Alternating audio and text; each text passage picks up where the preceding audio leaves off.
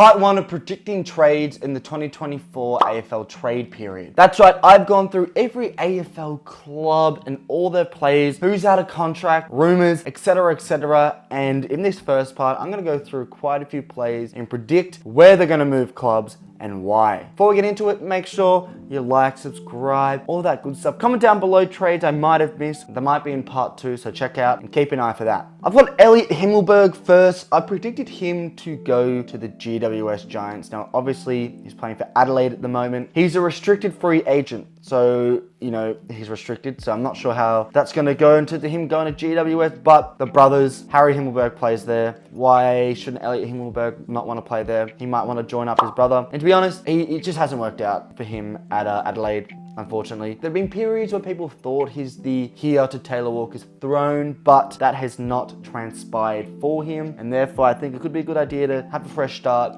in a different state out in Greater Western Sydney. I've got Jared Berry moving from Brisbane to the Essendon Football Club. Now, to caveat this, Jared Berry is a restricted free agent. I've done this on the basis that Brisbane sort of exit their premiership window. Obviously, they're heavily in that premiership window at the moment, so I don't know why Jared Berry would want to leave that. But if Brisbane don't perform as well, given that Lachie Neale is getting older, given that, you know, the players like Cameron Zorko are aging a little bit, you could even argue Danaher's aging a little bit, there might be a potential for a slight drop off, and I don't think they have the best list in the comp, maybe not even top 4. So in saying that, if he were to leave, you know, he's a restricted free agent. All these players, their contracts one way or another, whether they're restricted free agent, non-restricted free agent, or non-free agent, sorry, unrestricted free agent, whatever they are, they're all out of contract at the time recording, early Jan. Yeah, they're all going to be out of contract, relatively speaking. Now, I've chosen him to go to Essendon. Why? I mean, I feel like this sort of just screams Tom Cutler going from Brisbane to Essendon. I could see Jared Berry in Essendon colours. Matt Cottrell, he's an unrestricted free agent, so he has free roam to do whatever the fuck he wants. And in saying that, I've got him going to the Dogs. I feel like Carlton are such a strong team now that they probably won't have a place for him. And therefore, I've thought to myself, you know, he'll probably move to the Dogs. If I had to take a punt, he can go anywhere he wants. Will the Dogs want to pick him up? That's a different story. I feel like the Dogs are going to start to regress until they get a new coach, but that's a different debate. My hate for Bevo. But I predicted that. Caleb Marchbank, also from the Carlton Football Club. Now, he's a restricted free agent, not an unrestricted free agent, so a little bit more challenging there. I predicted him